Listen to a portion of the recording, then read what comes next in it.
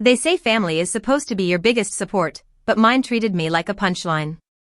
At a family meeting, I sat quietly while my parents and siblings mocked me for being poor, throwing subtle digs that cut deeper than they realized. Every laugh at my expense felt like a reminder that I didn't measure up in their eyes. But instead of letting their cruelty break me, I made a decision. I would rise on my own terms, and one day, I'd return in a helicopter /. The family meeting was supposed to be a simple dinner, but it always felt more like a competition. My uncles bragged about new investments, my cousins showed off expensive watches, and my siblings couldn't stop comparing vacations in Europe. The table wasn't filled with warmth, it was filled with scorecards, and I was always the one with the lowest points. That night, I became the target. My brother leaned over with a smirk and asked if my old car even made it up the driveway. My sister chuckled about my budget clothes, and one of my cousins joked that I probably couldn't afford dessert. Laughter erupted, but it wasn't harmless fun. It was at my expense, meant to remind me of my place at the bottom. Even my parents joined in with subtle comments about how I should aspire to be more like my siblings. My cheeks burned as everyone's eyes turned toward me, waiting for a reaction. But I stayed silent, forcing a polite smile. They thought I was weak, that their words didn't matter. What they didn't know was that I remembered every insult, every mocking glance, and I was quietly promising myself it wouldn't end like this forever. That night, when I finally left the dinner table and returned home, the weight of their words hit me harder than I had expected. I replayed every laugh, every cruel smirk, and every dismissive glance in my head. The humiliation was raw, like an open wound that refused to close. Shame burned deep inside me, but underneath it, a new feeling began to grow, anger. Not the kind that makes you lash out, but the kind that fuels you to change everything. I realized that no amount of arguing or defending myself would silence them.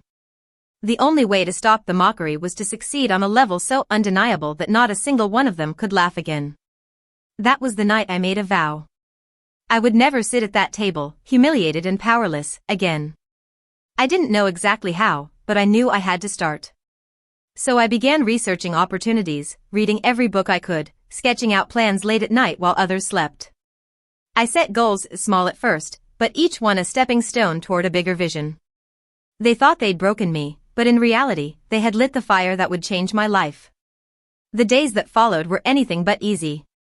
I threw myself into work with a determination I had never known before.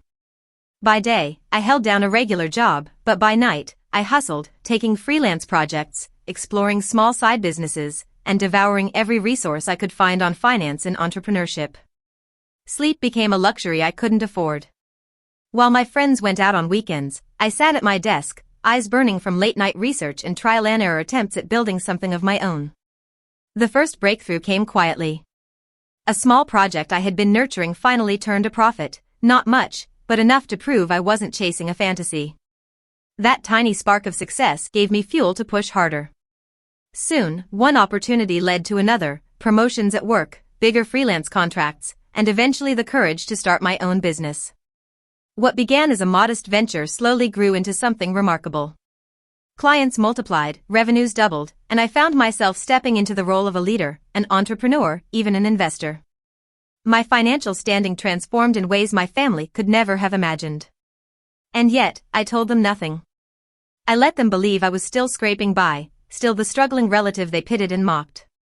Behind the scenes, however, I was building an empire, quietly, strategically, and with every intention of revealing it only when the time was right. Months later, I received a message from my parents. Another family gathering was being organized. The thought alone was enough to bring back the sting of that last dinner, the laughter, the insults, the humiliation. I knew exactly how it would go. They'd brag about their wealth, compare their successes, and I'd once again be positioned as the family failure. But this time, I accepted the invitation without hesitation. What they didn't know was that the tables had already turned. Quietly, I made arrangements for something none of them could have imagined, my arrival by helicopter.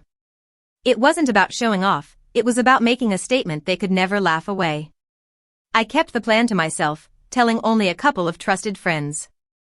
As the date grew closer, I could almost feel the suspense building, knowing the stage was set for a moment they would never forget. The day of the gathering arrived, and the family home was buzzing with chatter and laughter. Just like before, the air was thick with stories of promotions, vacations, and purchases meant to impress. I could almost hear the same mocking tone waiting for me when I walked through the door.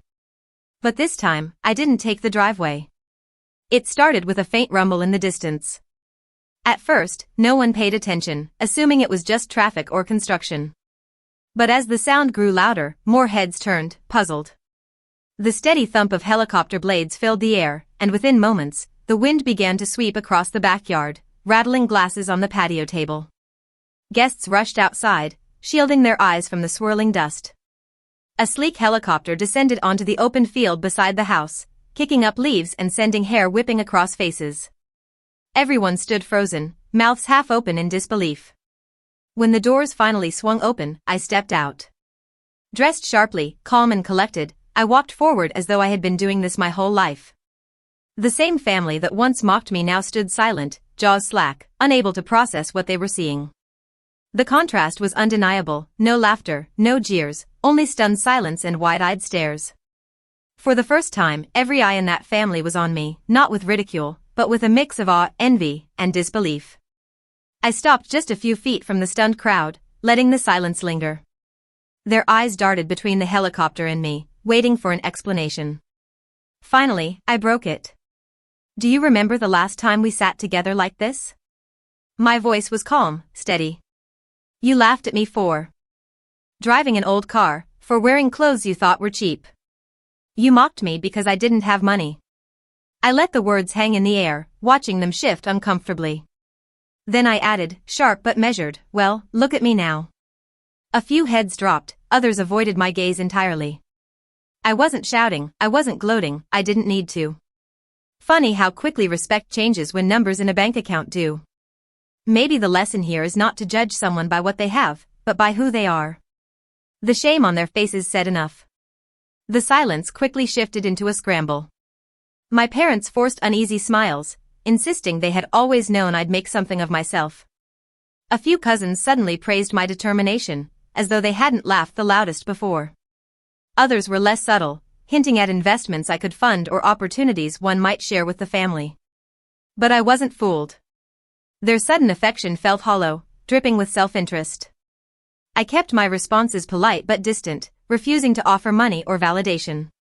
The truth was, I no longer needed their approval or their company. The real victory wasn't the helicopter or their shocked faces. It was knowing I had built my success entirely without them. Revenge through success is always the sweetest. That helicopter wasn't about flaunting wealth, it was a symbol of resilience, proof that I had risen above the mockery meant to break me. My family's cruelty no longer carried any weight, their words had lost all power the moment I stood on that lawn.